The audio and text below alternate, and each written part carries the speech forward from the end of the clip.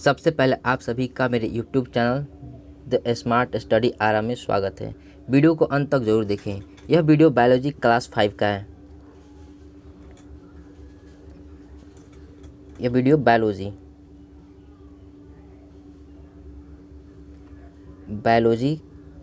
Class 5 का है। अगर इससे पहले आप क्लास 1, 2, 3, 4 बायोलॉजी का नहीं देखे हैं तो आप मेरे यूट्यूब चैनल के प्लेलिस्ट के बायोलॉजी सेक्शन में जाके देख सकते हैं, या फिर मैं इस वीडियो के डिस्क्रिप्शन में लिंक दे दूंगा जहां से आप देख सकते हैं। तो पिछले क्लासेस में मैंने पढ़ा था डाइजेशन, डाइजेस्टिव सिस्टम और बक्कल कैविटी, ओरल कैविटी, मुख्य गुहा में पढ़े थे क्या क्या, तो टीथ, टंग और लिप्स के बारे में पढ़ा था। और आज इस वीडियो में पढ़ा जाएगा क्या, तो ईसोफेगस के बारे में पढ़ा, यानी कि ग्रास नली के बारे में पढ़ा जाएगा कि ग्रास नली क्या होती है, यहाँ से फूड कैसे सप्लाई होता है, क्या होता है, ठीक है। या और इसकी नेक्स्ट क्लास में पढ़ेंगे स्टमक के बारे में। तो चलिए आगे देखते हैं। आगे क्या है, एसोफेगस। ठीक है, आगे क्या है हमारा एसोफेगस। एसोफेगस की हिंदी क्या होती है, ग्रास नली। ग्रास नली या फिर इसे फूड पाइप भी बोलते हैं। इसे क्या बोलते हैं, फूड पाइप। इसे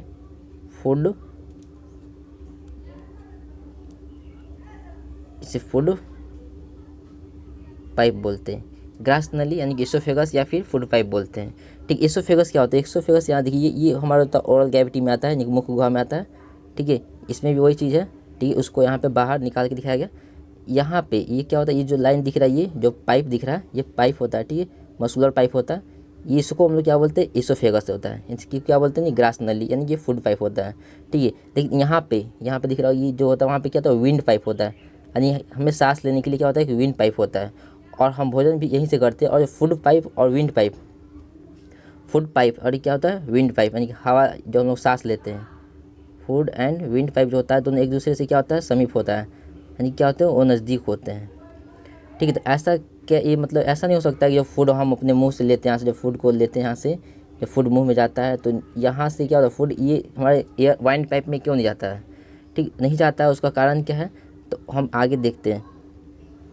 वाइन पाइप के बारे में देखते हैं। यहाँ से एसोफेगस समझ गया, एसोफेगस क्या है, पिक्चर में दिख रहा है कि एसोफेगस को कहते हैं। इसके आगे इसके बारे में पढ़ेंगे।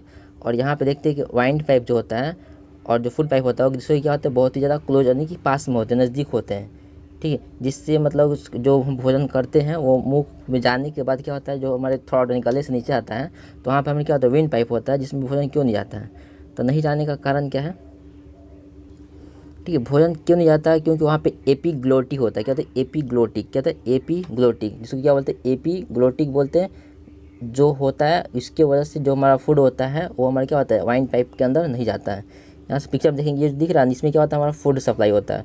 और यहाँ से ये देख रहे हैं, यहाँ पे क्या होता है, ये एयर निकल रही है, क्या होता है, वाइन यानी कि सांस लेते हैं इससे।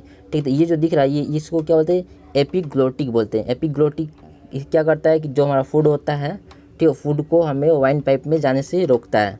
अगर ये फूड जो होता है और वाइन पाइप में चल जाएगा तो हमें क्या होता है, घुटन महसूस होता है। ये अगर फूड जो होगा हमें क्या होगा, वाइन पाइप में चला जाएगा तो क्या फिर घुटन महसूस होगा, जिससे फिर हमें क्या होगा, मौत की संभावना हो सकती है। इसलिए क्या होता है, एपीग्लोटिक जो होता है इससे क्या करता है, फूड को वाइन पाइप में जाने से रोकता है। ये क्या होता है, एक फ्लैप होता है। जो एपीग्लोटिक होता है, एक फ्लैप होता है, जो खुली जगह को ढकने के लिए होता है। जैसे कोई खुली सी जगह है, यहाँ पे कोई खुली सी जगह है जिसको एक ढकने की संरचना होती है, जो कि यहाँ पे इसको क्या करता है, ढक के रहता है। सिर्फ यहाँ से क्या होता है, एयर सप्लाई होता है। और क्या होता है, अलाउ एयर, ये सिर्फ क्या करता है, एयर को अलाउ करता है। ये किस में क्या होता है, हवा जाने देता है, सिर्फ क्या करता है, हवा को जाने देता है। पिक्चर में देखिए, सिर्फ हवा निकल और जा रहा है, क्या होता है, इसमें अलाउ करता है किसको, सिर्फ एयर को, यानी कि हवा सिर्फ जाने देता है। और क्या होता है, डिस अलाउ क्या करता है, फूड को, यानी कि फूड को जाने से क्या करता है, ये रोकता है। कौन, तो एपीग्लोटिक। इसे क्या नाम याद रखेंगे, क्या होता है, एपीग्लोटिक। ठीक है, इंपॉर्टेंट है ये। ठीक है, ये क्या करते हैं, हवा को जाने देता है और फूड को क्या करता है, जाने से रोकता है। अब पढ़ते हैं एसोफेगस क्या होता है। एसोफेगस क्या है, ग्रास नाली है, जिसे फूड पाइप भी बोलते हैं। ये 25 सेंटीमीटर का होता है। कितना होता है, 25 सेंटीमीटर का होता है, जो कि ऊपर पिक्चर में देखें।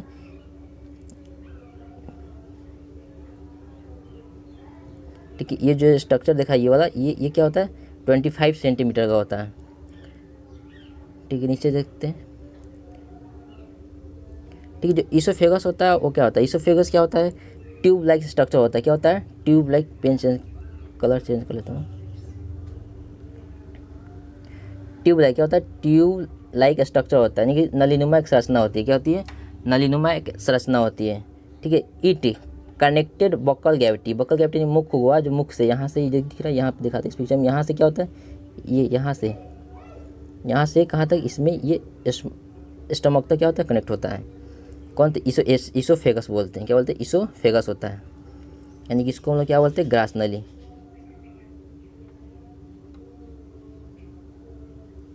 इसोफेगस, ग्रास नली, या फिर इसे हम फूड पाइप भी बोल सकते हैं, फूड पाइप।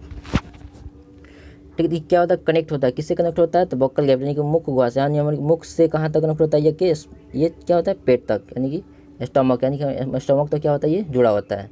ठीक है, इसकी लंबाई कितनी होती है, 25 सेंटीमीटर, कितनी होती है, 25 सेंटीमीटर। इसकी लंबाई कितनी होती है, 25 सेंटीमीटर। ये कैसा होता है, एक ट्यूब लाइक संरचना होती है, नली नुमा, एक पाइप की तरह क्या होती है, संरचना होती है। ठीक, ये क्या होता है, अमाशय से जुड़ा होता है। आगे नेक्स्ट देखते हैं। नेक्स्ट क्या होता है कि इसमें डाइजेशन नहीं होता है। ये जो हमारा इसोफेगस है, इसमें क्या होता है, नो डाइजेशन, इसमें पाचन नहीं होता है। हम ये ऐसा नहीं कि फूड खाते हैं तो फूड का पाचन कहाँ से शुरू होता है, अगर मुंह में फूड अगर लेते हैं, यहाँ पे मुंह फूड जो फूड होता है, जैसे हमारे मुख में आता है तो पाचन क्या वहीं से स्टार्ट हो जाती है, पाचन क्या आती है, यहीं से स्टार्ट होती है। लेकिन ये तो इसोफेगस में क्या होता है, इसका पाचन नहीं होता है। तो यहाँ से एक इंपॉर्टेंट पॉइंट बनता है कि पाचन किस में नहीं होता है, ऑप्शन दे देगा, तो ध्यान रखेंगे कि पाचन किस में नहीं होता है, तो इसोफेगस में नहीं होता है, यानी कि ग्रास नली में नहीं होता, यानी कि डाइजेशन, पाचन नहीं होता है। ये कैसा होता है, मस्कुलर, ये क्या होता है, मसल कांटेक्ट होकर फूड को नीचे जाता है।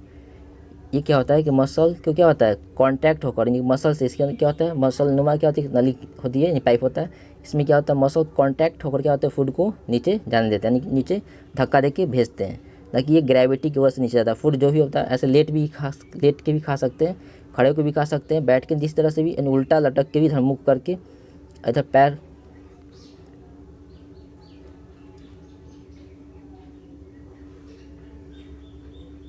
ठीक है, फूड नीचे जाता है, यानी कि जो हमारा क्या होती है, मसल कांटेक्ट होकर फूड नीचे जाता है। ठीक है, फूड जो होता है ये नीचे की तरफ ही जाता है, ये क्या होता है, नीचे की तरफ जाता है। ठीक है, तो ये नीचे की तरफ क्यों जाता है, ये ग्रेविटी की वजह से, कुछ लोग बोलते हैं ग्रेविटी की वजह से आता है, तो ग्रेविटी की वजह से नहीं जाता है, क्यों जाता है, इसके आगे नीचे हम पढ़ते हैं।